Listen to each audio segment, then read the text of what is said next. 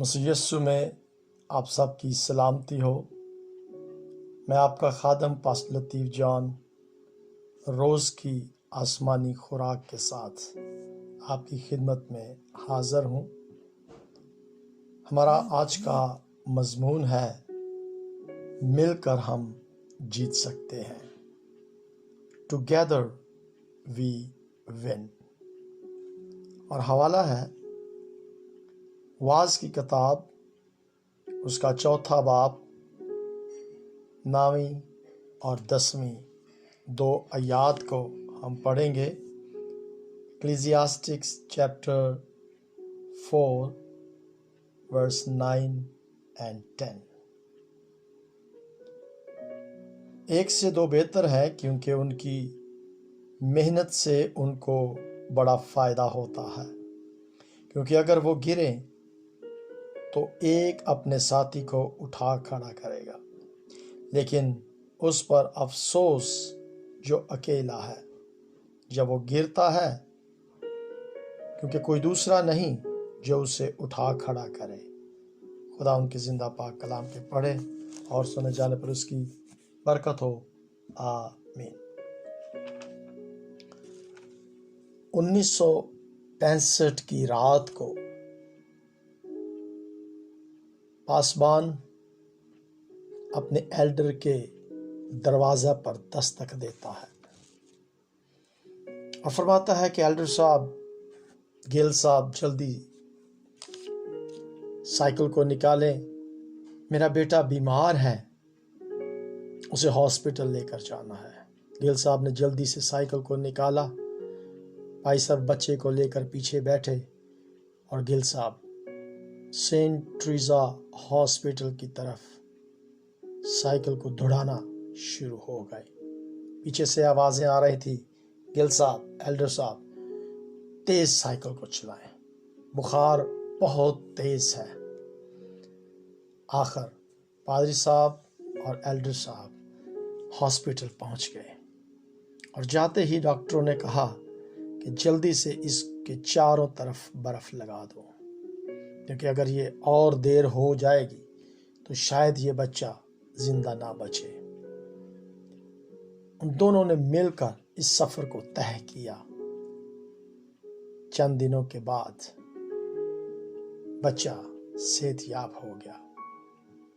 दोनों ने शुक्र किया, मां ने शुक्र किया और अहद किया कि इस बच्चे को खुदावंद तूने जिंदगी दी है, मैं इसे तेरा खादिम बनाऊंगी।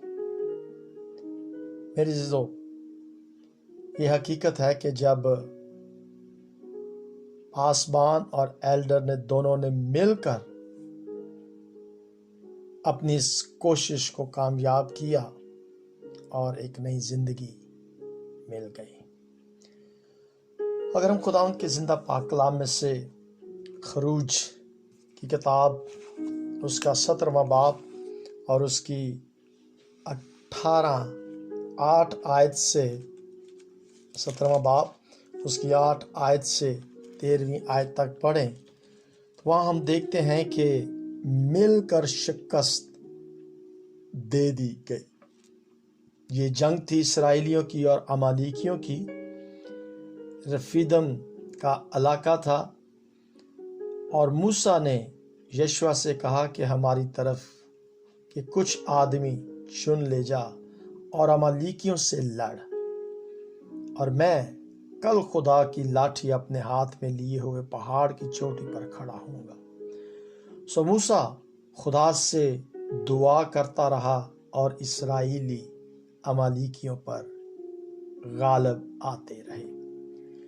जैसे ही मूसा अपने हाथ को नीचे करता, इसराइली शिकस्त खाते। फिर हारून और हूर ने मूसा के हाथों को संभाला दोनों तरफ से और इसराइली उस जंग को जीतते गए। और उन्होंने मूसा के हाथ को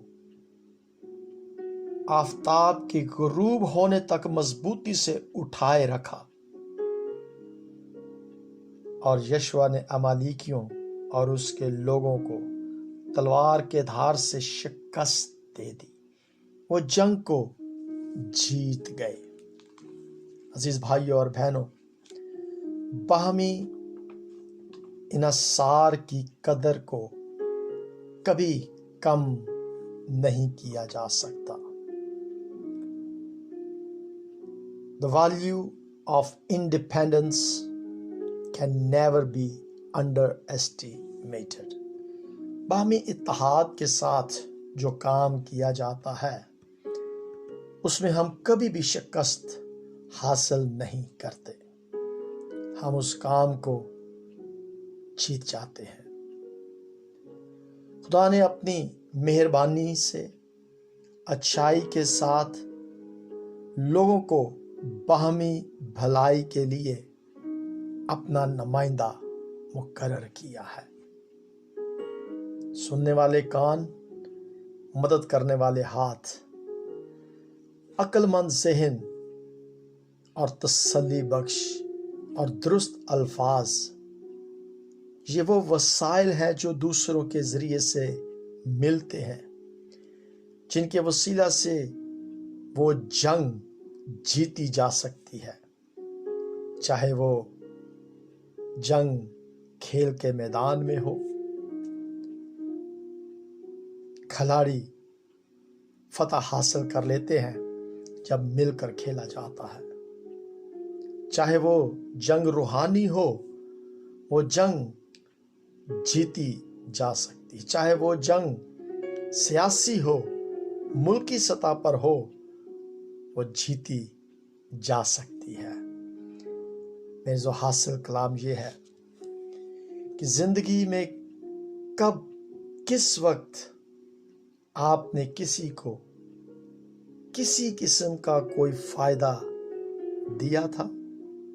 یہ سوال بڑا عام ہے جس کو آج ہم نے غور کرنا ہے کہ کیا کبھی میں نے اپنی زندگی میں کسی کو کوئی فائدہ کسی قسم کا بھی دیا ہے، کسی کا ہاتھ بٹایا ہے، یا کسی کے ساتھ مل کر کسی جنگ کو جیتا ہے؟ شاید آج آپ کسی کو جانتے ہوں جس کو آپ کی مدد کی ضرورت ہے، آپ کے ہاتھوں کی، آپ کے ذہن کی، آپ کی صلاحیتوں کی، آپ کی برکتوں کی ضرورت ہے، اور آپ بھاگ کر اس مشکل وقت میں اس کی مدد کرنے کے لیے تیار ہیں۔ اور میں یہ ضروری سمجھتا ہوں کہ ہمیں اس جنگ کو جیتنے کے لیے ہر وقت دوسرے کی مدد کے لیے تیار رہنا چاہیے۔ میں آپ کے لیے دعا کرنا چاہتا ہوں۔ اے باپ، تیرا شکر کرتا ہوں جن کو تو نے میری زندگی میں عطا کیا ہے کہ ہم مل کر اپنی زندگیوں سے ایک دوسرے کی بھلائی اور تیرے جلال کے لیے کچھ بانٹ سکتے ہیں، کچھ کر سکتے ہیں۔ تیرا شکر ہو۔